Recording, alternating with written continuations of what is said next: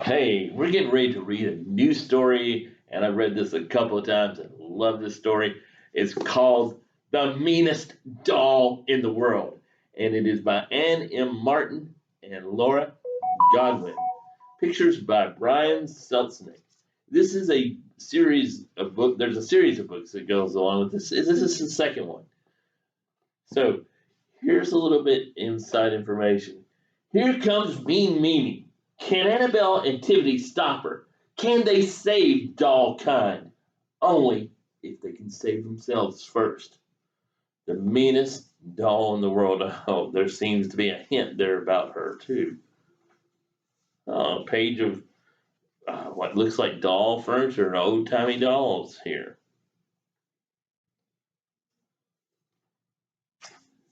Looks like a dollhouse. I think this is actually on the cover of the book.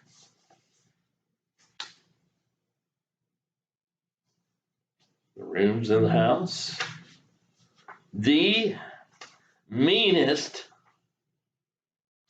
doll in the world. Oh, goodness, she's a scary looking princess doll. The meanest, greatest, well, this looks like somebody's got a hold of this book. Doll in the world. Hmm.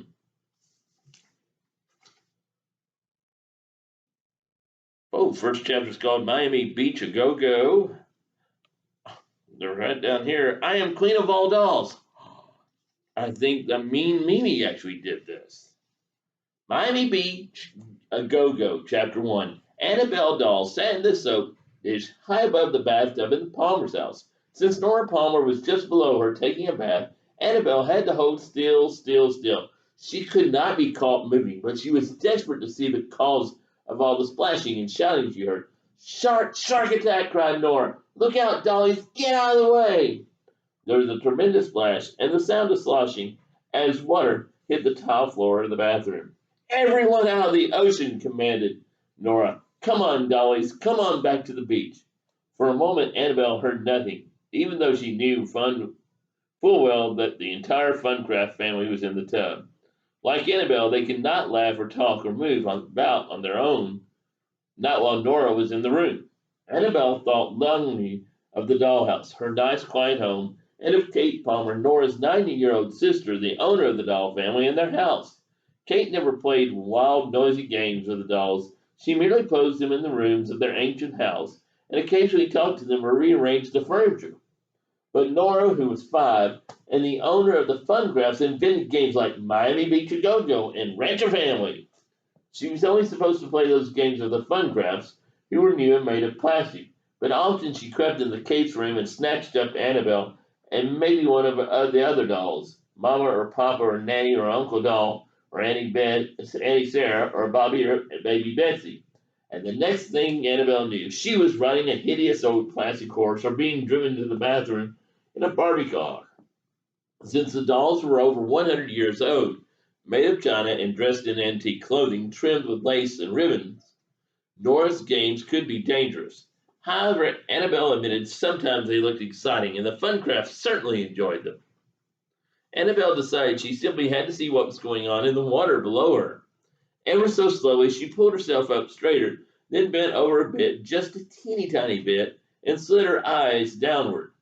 Annabelle didn't know much about baths, but she was fairly certain that a person taking a bath was supposed to be naked, and Nora was not naked. She was wearing a flowered bathing suit, blue swimming goggles, and a pair of rubber flippers. Floating around her in the tub were part of her farm set: 2 cows, a chicken, and a sheep. 6 small boats, Tiffany Funcraft, who was Annabelle's best friend, and Tiffany's family, her brother Bailey, her mom, her dad, and baby Brittany. Nora had snapped off their plastic everyday clothes and snapped on the contents of Funcraft Accessory Pack number 214A. The dolls were now wearing bathing suits, caps, and sunglasses.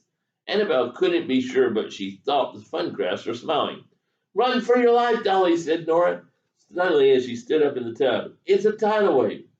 Nora dropped into the water with an enormous splash, and the Funcrafts rode the crest of the wave from one end of the tub to another. Annabel felt foolish and unnecessary, sitting high in the soap dish, with no role in this game. True, Nora had stuck a paper cap and a little pair of sunglasses on her, but no part of Annabel was plastic, and no part of her belonged in water. If she were to fall into the tub, her glue would unstick, her ribbons would untie, and her clothing would probably float away, maybe even go down the drain. So Annabel was relieved that Nora knew enough to keep her dry, and she was pleased to at least have been given the paper cap and the glasses. But she didn't like feeling silly and useless, watching from a distance while Tiffany floated and rode the waves. This is how it was always with Tiffany, though, thought Annabel. It was one of the things that set her apart from her best friend. Annabel remembered the years and years when she had been the only living doll at 26 Weatherby Lane. Her family and their dollhouse had been shipped across the ocean from England to the United States in 1898 to be a present for a little girl named Gertrude. Kate's great grandmother, Gertrude, had grown up and had a daughter of her own, Kate's grandma, Catherine, who lived with the Palmers, and then Catherine had Annie, who was Kate's mother, and then Annie had Kate and Nora.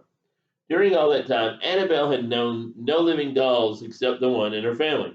Why, she used to ask her mother, why aren't there any other live dolls here? Not all dolls take the oath, Mama would reply patiently. The doll code of honor is serious. A lot of responsibility comes with being a living doll. Many dolls choose to be a regular, everyday doll, but not us, Annabelle had said. No, not us, Mama agreed. Annabelle had lived in the human's house for more than 100 years before the Funcrafts arrived. She'd been glad she was a living doll, but sometimes she had felt lonely, especially after Auntie Sarah had disappeared. Annabelle loved her mother and father. She loved her brother Bobby and their sister Baby Betsy. Baby Betsy was an enormous doll from a different doll set, but who cared? She loved Nanny, who helped take care of her and Bobby and baby Betsy, and she loved Uncle Doll. But she had wished for another girl doll her own age, someone who could be her best friend. That was before she had met Tiffany. This is what Annabelle was thinking when below she heard a slap and a whoosh as Nora sat down hard in the tub, and suddenly she found herself eye to eye with Tiffany, who had been shot up in the air by the force of the water. Woo-wee! Hi, Annabelle, called it Tiffany in a tiny voice that she knew Nora couldn't hear over the noise of her tidal waves. Then she dropped back into the tub. Annabelle tried very hard not to laugh. What, she thought, would she do without Tiffany? The Funcrafts had lived at the Palmers for less than a year, and already Annabelle couldn't think how she had managed to get along for an entire century without a best friend. True, for the first 55 years of that century, Annie Sarah had been around, and Annabelle's life had been at least been interesting. Annie Sarah liked to explore. She liked to leave the doll's house and investigate things in the larger world of the human's house. She used to come back from her adventures and tell Annabelle about history and current events and famous women explorers and other things she had learned from listening to the radio or trying to get a peek at the newspapers and magazines and library books. But one day, almost 46 years ago now, Annie Sarah had left the dollhouse and hadn't returned. Annabelle's family had been too afraid to go searching for her. Doll State, Nanny would remind Annabelle, which always made Annabelle feel grumpy. Probably because she'd been in Doll State more than any of the other dolls. If a human saw a doll moving, or thought she saw one moving, then poof, the doll was rendered motionless and lifeless like an ordinary doll for 24 hours. This meant that the dolls felt free to move about only when they were absolutely certain they wouldn't be seen. It also meant that whenever Annabelle asked about going on a hunt for Annie Sarah, the answer was no. During the long, lonely time when Annie Sarah had been missing, Annabelle had sometimes wondered if something horrible had happened. If she had wondered if perhaps her aunt had been a little too careless and had landed not in doll state, but in permanent doll state. Permanent doll state, a phrase the grown-ups didn't even like to say very often, referred to the worst thing that could happen to a doll. Mama and Papa usually said PDS in a whisper and looked down at their shoes. There's no such thing, Bobby and Annabelle used to say bravely to one another, but they weren't sure. PDS, like doll state, harkened back to the oath, the doll code of honor, which was meant to protect and preserve the secret life of dolls. The code reminds us, Nanny would tell Annabelle and Bobby, to be careful and that there are consequences if we are not careful. We might be punished with doll state or even, she would add, lowering her voice to a whisper, PDS. Belly flop, cried Nora from below, and Annabelle leaned over just far enough to see Nora stand up and drop Mom Funcraft down to the water, where she landed on her tummy with a small smack. Annabelle settled back and soaked it. Her thoughts returned to the lonely years when Auntie Sarah was missing. Annabelle had been afraid she would never see her aunt again. She had even realized she could no longer remember her very well. Then the Funcrafts had arrived, and everything had changed. The Funcrafts had been a birthday present for Nora when she turned 5. Their big pink plastic house had been placed in Nora's bedroom, which was down the hall from Kate's. Before Annabelle knew it, she and Tiffany were sneaking back and forth between the two rooms whenever they felt it was safe to do so. It hadn't taken Annabelle long to tell her new friend about her missing aunt and to show her Auntie Sarah's journal, which she had recently discovered. If not for Tiffany in the journal, Annabelle now thought, Auntie Sarah might still be trapped in the attic. Annabelle was about to recall that creepy night in the dim, musty attic when suddenly the door to the bathroom flew open and banged against the wall. Kate stood in the entryway, hands on hips. She looked at the puddles of water, at Nora in her bathing suit and flippers and goggles, and the Funcrafts and the array of boats and animals in the tub, and then she caught sight of Annabelle in the soap dish wearing the paper cap and the glasses. Nora, exclaimed Kate, what are you doing? It's almost your bedtime. Kate pulled the plug in the tub, and Annabelle heard the water begin to gurgle. And what is Annabelle doing in here? She shouldn't be near water. What if she fell in? She's not like your dollies, Nora. No, thought Annabelle. I'm nothing like Tiffany. Nora stood up in the tub, dripping water down onto the Funcrafts. That's why she's sitting way up there, said Nora. So she's out of the way. She's just watching. Annabelle's porcelain face reddened. Just watching. Sometimes Annabelle felt that was the only thing she was any good at. Kate leaned across the tub and gently reached for Annabelle. Come on, she said, it's your bedtime.